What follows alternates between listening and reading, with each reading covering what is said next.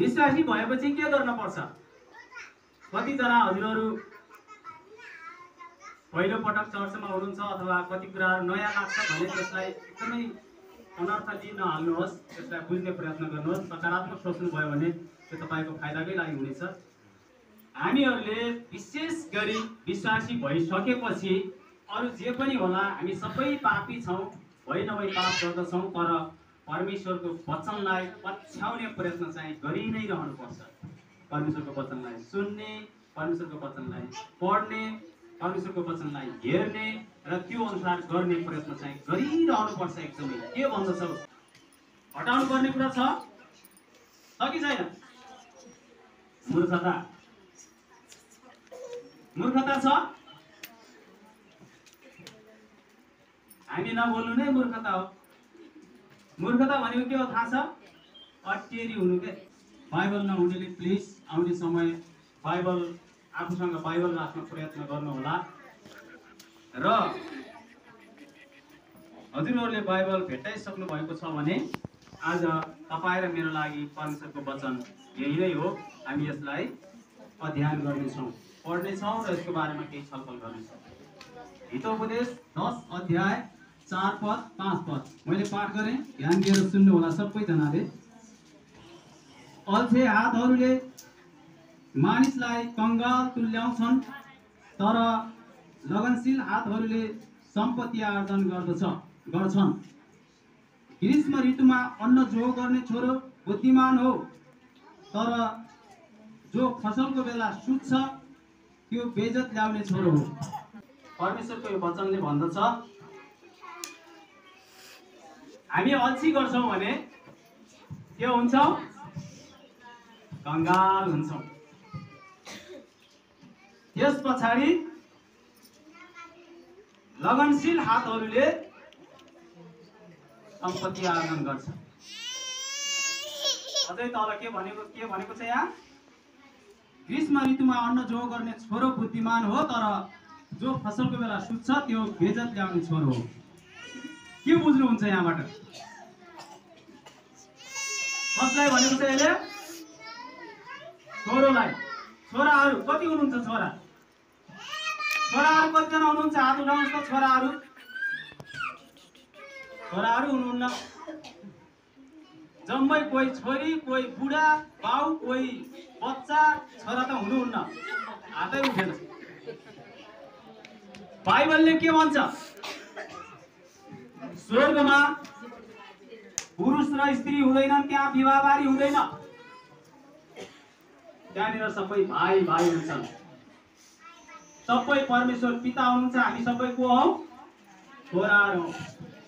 तपाईँ म स्त्री हो, म त छोरी हो भन्ने बस्नुको पाउनुहुन्न। सबैजना को हुनुहुन्छ? छोरा हुनुहुन्छ। ख्याल गर्नुहोस्।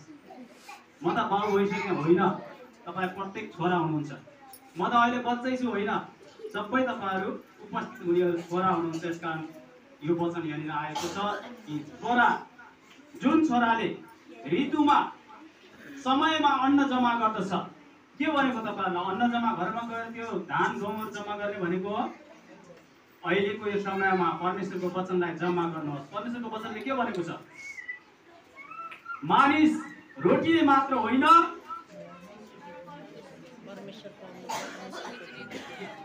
हालेलुया, धन्यवाद तपाईँहरूलाई कुरा गर्नुभयो। यी सबै कुरा गरिरहँदा यहाँनिरको खण्डमा एउटा विशेष शब्द छ, अल्छे भन्ने कुरा। अल्छे भन्ने शब्द छ जसको हामी व्याख्या गर्नेछौँ। अल्छी गर्नु नै के हो? मूर्खता हो। हजुरहरू अहिले हालेलुया भने बेला हालेलुया नगरेर बस्नुहुन्छ। त्यो हालेलुया कसैलाई गरिदिने हो? हालेलुया भनेको के हो?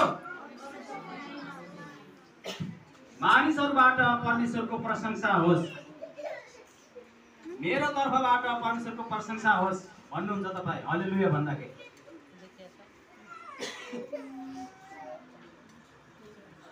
हालेलुया भन्दाखेरि हालेलुया भन्नै मन लाग्दैन। मैले त साथीसँग कुरा गर्न किन भनिरहनु पर्यो? कति भन्नु? परमेश्वरलाई जति प्रशंसा गरे पनि कम नै हुन्छ। किन भन्दा उहाँले त्योभन्दा धेरै हाम्रो निम्ति गर्नुभएको छ। अब त्यति बेला हामीले अल्छी गर्छौँ भने त्यो चाहिँ हामी परमेश्वरसँग मूर्खता गर्दैछौँ। प्रत्येक कुरा हजुरसँग सोधिन्छ, हजुरसँग बोलिन्छ। मैले जति पटक पुलपिटमा उभिने गर्दछु, ख्याल गर्नुहोस् प्रियहरू, म कुनै नेता पनि होइन, म कुनै डाक्टर पनि होइन, म कुनै बुद्धिजीवी पनि होइन। मलाई परमेश्वरले जे अगुवाई गर्नुहुन्छ त्यो बोल्छु, अनि बाहिर गयो भने सायद म के बोलेँ म त्यसलाई याद हुँदैन मलाई। म एउटा अशिक्षित व्यक्ति हो। पवित्र आत्माले जे प्रेरणा दिनुहुन्छ, जे बोल्न इच्छा दिनुहुन्छ, म त्यो बोल्दछु। र बोलिरहँदा मेरो भाषण तपाईँहरू एकदमै शान्त भएर सुनिदिनुहोस्, म त्यो चाहँदैन। माइक नभए पनि कराई कराई हजुरलाई जितेर बोल्ने मान्छे हो म, एकदमै मूर्खताको देखिने खाले।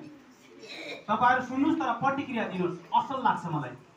बोल्नु नै भएन भने त एकदमै त्यो मूर्खताले देख्छु मैले त्यहाँनिर। परमेश्वरले के देख्नुहुन्छ मलाई थाहा छैन, तपाईँहरू प्रतिक्रिया दिनुहोस्, त्यो मलाई असल लाग्दछ। र अल्छी गर्नु नै मूर्खता हो। आजको यस बाइबल खण्डबाट, वचन खण्डबाट यहाँनिर मैले एउटा शब्द छाने, अल्छी भन्ने शब्द, र त्यहाँदेखि त्यो अल्छीलाई मैले मूर्खतामा व्याख्या गरेँ र एउटा पोइन्ट हजुरहरूको बिचमा राखिदिएको छु, अल्छी गर्नु नै मूर्खता हो। तपाईँहरूलाई कस्तो लाग्छ? यो सही हो कि होइन? कहाँ छ र कसले भन्थ्यो र अल्छी गर्नु मूर्खता हो भनेर भन्ने लागेको छ कि के गर्छ हो त्यो म थाहा छैन, तर म भन्दछु अल्छी गर्नु नै मूर्खता हो। कुनै पनि कुरामा तपाईँ अल्छी गर्नुहुन्छ, तपाईँ मूर्खता गर्दै हुनुहुन्छ। एकपटक हामी हितोपदेशको पुस्तक, त्यही पुस्तकलाई 2 पन्ना यता पल्टाउँ, पछाडितिर 6 अध्यायमा जाउँ। 6 देखि 11सम्मै मैले पाठ गरिदिएँ, धेरै टाढा छैन, 2 पन्ना पल्टाउनु पर्छ। मैले पाठ गरेँ, ध्यान दिएर सुन्नुहोस्। ये अल्छे, कमिला कहाँ गएर त्यसको चाल ढङ्ग हेर र बुद्धिमानी बन। त्यसको अगुवा हुँदैन, हाकिम वा शासक हुँदैन, तापनि ग्रीष्म ऋतुमा त्यसले अन्नको भण्डार तयार गर्छ र कटनीको समयमा आफ्नो खानेकुरो सञ्चय गर्छ। ये अल्छे, त कहिलेसम्म सुतिरहन्छस्? त कहिले आफ्नो निन्द्राबाट जाग्छस्? क्षणिक सुताइ र क्षणिक उगाइले, हात बाँधेर बसिरहेको आराम गराइले, दरिद्रता त माथि डाँकु झै र अभाव चाहिँ हतियार भिरेको मानिस झै आइलाग्ने छ। हालेलुया। के भन्दछ यो वचनले? हामी अल्छी गर्छौँ भने अभाव, दरिद्रता हामी माथि आउँछ। चाहे त्यो संसारिक होस् वा आत्मिक, कुनै पनि समयमा, कुनै पनि परिस्थितिमा हामीलाई आवश्यक पर्ने हरेक कुराहरू जब हामी अल्छी गर्छौँ, अनि त्यो दरिद्रता, कमी, अभाव हामी माथि आइलाग्छ। त्यसकारण त्यो दरिद्रता, त्यो अभाव, त्यो कमी हामीमा हुन्छ भनी जानेर हामीले अल्छी गर्न हुँदैन। अल्छी नगर्ने परिश्रमी हुन्छ। 2 थेसलोनिकी 3 अध्याय 6 देखि 13सम्म। हजुरले एकदमै ध्यान दिएर सुन्नुहोस्, मैले पाठ गरेँ। अब भाइ हो, हाम्रा प्रभु येशू ख्रीष्टको नाउँमा हामी तिमीहरूलाई आज्ञा दिन्छौँ कि हामीबाट तिमीहरूले पाएका शिक्षामा नचल्ने हरेक अल्छे भाइबाट अलग बस, किनकि तिमीहरूले कसरी हाम्रो अनुसरण गर्नुपर्छ सो तिमीहरू आफै जान्दछौ। हामी तिमीहरूसँग छँदा अल्छे भई बसेनौँ, हामीले कसैको रोटी सित्तैमा खाएनौँ, तर तिमीहरू कसैलाई ठार नहोस् भनेर हामीले रात दिन परिश्रम साथ खटेर काम गर्यौँ। सहायता पाउने हाम्रो हक नभएर होइन, तर हाम्रो आचरण तिमीहरूका लागि एक आदर्श बनोस् भनेर हामीले यसो गर्यौँ।